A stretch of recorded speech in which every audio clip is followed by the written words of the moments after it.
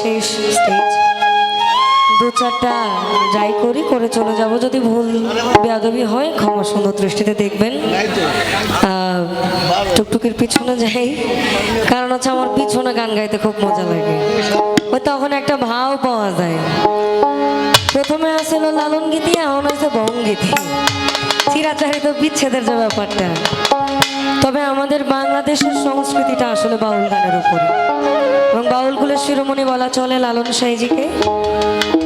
ওনার দরবারে ভক্তি রইল, কারণ আমরা যার চালান বেচে খাই আসলে মূলত তার ভক্তি শ্রদ্ধা না করলে আসলে কিঞ্চিত কম পড়ে যায়।